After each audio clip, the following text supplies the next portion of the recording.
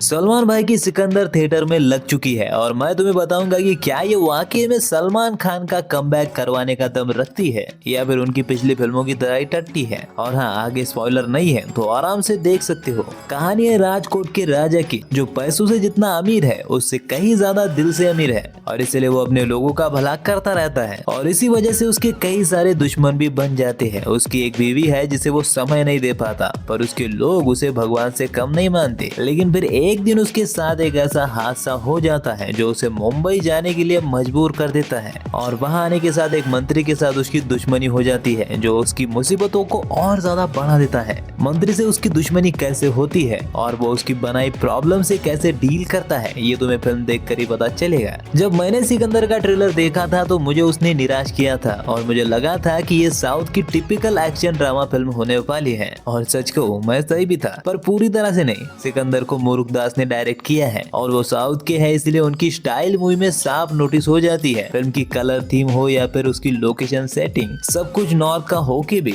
South वाली feeling देता है। लेकिन कहानी बिल्कुल नई है और उसे प्रेजेंट भी यूनिक वे में किया गया है। जैसे कि साउथ की बहुत सारी पुरानी फिल्में जो मैंने टीवी पे देखी थी, उसमें भी एक बहुत बड़ा मालदार पावरफुल आदमी होता है जिसकी प्रॉब्लम्स के अराउंड कहानी घूमती रहती है। पर यहाँ जो सिकंदर की प्रॉब्लम दिखाई गई है वो बिल्कुल नई है। अब वो अलग बात है कि डायरेक्टर इन सभी प्रॉब्लम्स को सही ढंग से दिखाने में कामयाब नहीं हो पाते, पर मानना पड़ेगा इन्होंने चीजें बहुत ही लॉजिकल रखने की कोशिश की है। जैसे कि रश्मिका और सलमान की उम्र में जो फर्क है उसका जिक्र मूवी में भी होता है, खुद रश्मिका ही करती है।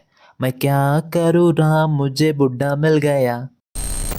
खैर, जिसकी वजह से तुम्हें किसी का भाई किसी की जान, या फिर भाई की पिछली दोनों फिल्मों की तरह जबरदस्ती सलमान को जवान दिखाने की कोशिश नहीं की जाती और इसी की वजह से ये लोग भाई का मेकओवर करके उन्हें जवान दिखा के अपने को क्रिंज फील नहीं करवाते। हालांकि भाई फिर भी भाई ही है, क्योंकि कई जगह पे उनकी रिएक्शन निकलती ही नहीं। पूरा अर्जुन कपूर वाला लुक था भाई। मतलब कि मूवी में हर जगह तो नहीं है, लेकिन कई जगह पर या फिर कई सीन्स में ये नोटिस हो जाता है कि भाई कोई एफर्ट नहीं लगाना चाहते या फिर लगा नहीं रहे हैं। पता नहीं डायरेक्टर को कैसे नोटिस नहीं हुआ। और बाकी कैरेक्टर ने ऑलवेज बेस्ट ही दिया है, क्योंकि सलमान खान के अलावा किसी और को ज्यादा चांस ही नहीं मिला, तो ऑब्वियसली बेस्ट तो देंगे ही। और जैसा कि मैंने ऊपर कहा, फिल्म का सबसे स्ट्रॉन्ग पॉइंट स्टोरी है। फिल्म को देखते वक्त तुम्हें ऐसा फील नहीं होगा कि ये सिचुएशन मैंने पहले भी देखी है, क्योंकि क्या है कि डायरेक्टर ने साउथ की पुरानी सभी फिल्मों में से एक एक बेस्ट चीज उठा के कहानी बना दी है और इसलिए अनफॉर्चुनेटली थिएटर में तुम लोग बोर नहीं हो पाओगे। गजब बेइज्जती है।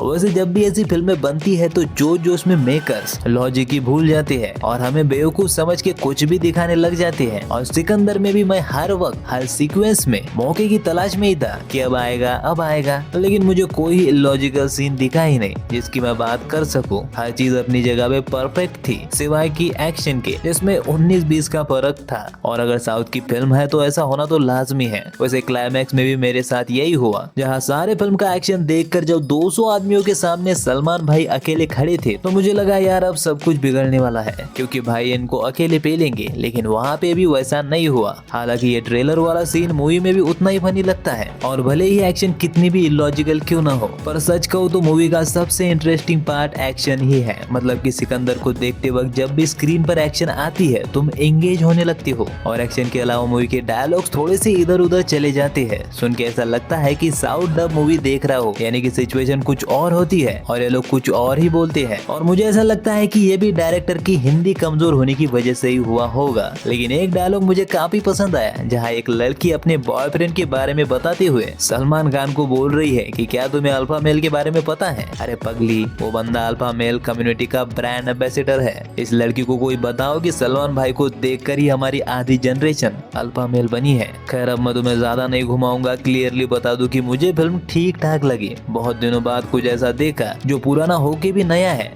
मतलब मैं क्या ही बोलूं, कहानी में कहानी है ही नहीं। कोई डायरेक्टर ने सलमान भाई को एकदम सही वे में प्रेजेंट करने की कोशिश की है। उनके फैंस को ये पसंद भी आएगा, पर जैसा कि मैंने कहा कि भाई तो भाई ही है, वो नहीं करते रिएक्ट, बस लगे पड़े हैं। खैर, अब हमारे इकलौते सवाल की बारी, तो क्या ये फिल्म सलमान भाई के कमबैक के लिए सही है? तो देखो, मेरे हिसाब से बिल्कुल नहीं, पर अगर ये बॉक्स ऑफिस पे सही से जम गई तो अच्छा खासा कलेक्शन करेगी। मेरे को तो अच्छी लगी, डेफिनेटली वन टाइम वॉच तो है ही, एक बार तो तुम भाई के लिए सही लोगे अगर तुम सलमान खान के फैन हो तो। बाकी अभी थोड़ी मेरी भी हेल्प कर दो, ज्यादा कुछ नहीं, बस एक लाइक शेयर और सब्सक्राइब कर लो। और हाँ, एल्टो पुराण का रिव्यू भी मैंने किया है, वीडियो तुम्हें लेफ्ट साइड में मिल जाएगी। Bye bye.